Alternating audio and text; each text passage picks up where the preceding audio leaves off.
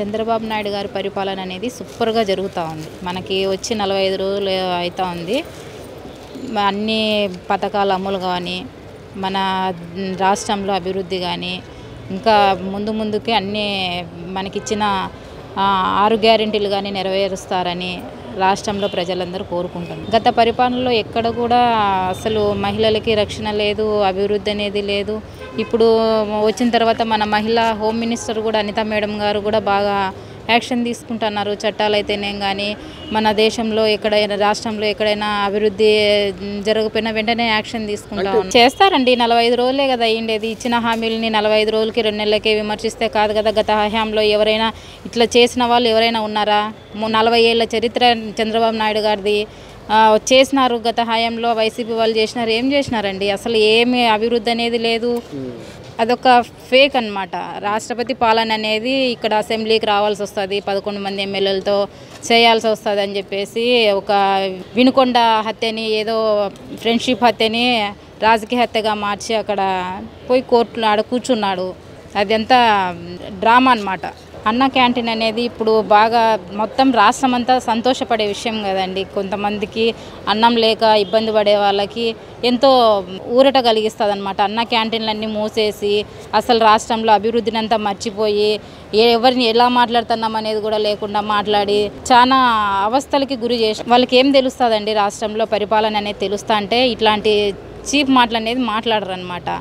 ఎవరికి తెలుస్తుంది పరిపాలన అనేది? ఒక 40 ఏళ్ళ చరిత్ర చంద్రబాబు నాయుడు గారికి తెలుస్తుంది. కానీ ఇట్లా వాళ్ళ తండ్రి గారు ముఖ్యమంత్రి అయి ఉండి ఒక ఛాన్స్ ఇవ్వండి అనే పేరుతోన, గొడ్డలి పోటు అనే పేరుతోన రాష్ట్రంకి ముఖ్యమంత్రి అయిన వాళ్ళకైతే తెలియదు కదా. ఈ రాష్ట్రం కోసం ఆయన పుట్టినట్టుంది. ఇప్పుడు మొన్న ఆయన్ని దగ్గరగా చూసాము. ఎలా ఉన్నాడంటే ఆయనలో ఏదో ఇంకా చేయాలనే తపనలో ఉండాడులే. కానీ ఆర్థిక వనరులని చమకూర్చుకోవడం కానీ చాలా ఇబ్బందులు ఆంధ్రప్రదేశ్లో. ఇప్పుడు బయట నుంచి ఆదాయం లేదు, డెవలపింగ్ లేదు. గతంలో 5 సంవత్సరాలు మనం 20 ఏళ్ళు వెనక్కిపోయినట్టుంది. కానీ ఎక్కడ ఇబ్బంది పడకుండా 1వ తారీఖు ఉద్యోగస్తులకు జీతాలు కానీ, మరి అట్లాగే ఈ సంక్షేమ కార్యక్రమంలో మొన్న పెన్షన్స్ పెంచుంటారు కాబట్టి ఒక్కళ్ళకి కూడా ఇబ్బంది లేకుండా, వాలంటీర్ వ్యవస్థ లేకుండా కూడా మనం చక్కగా చేయగలుగుతామని మొన్న పోయిన 1వ తారీఖు అయితే 100% నైట్ 9 గంటలకల్లా మొత్తానికి డబ్బులు పంచించగలిగాడు.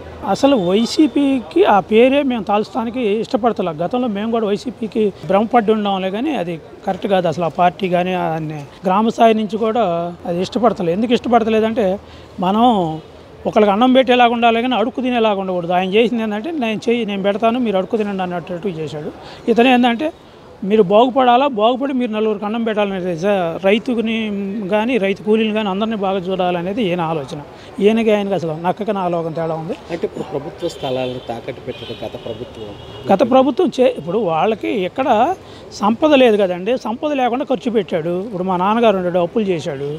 అదేది నాకుండా ఆస్తిని తాకట్టు పెట్టి అప్పులు చేశాడు. నేను బికారిని అయ్యాను. ఇప్పుడు ఆంధ్రప్రదేశ్లో కూడా అదే పరిస్థితి చేశాడు. సొంతంగా ఆయన ఇచ్చింది ఏం కాదు కదా. ఆయనకేంటి ఆయన సంపద సృష్టించి పెన్షన్స్ ఇచ్చినట్టు చాలా చక్కగా ఉండేది. ఖర్చులు పెడితే బాగుండేది.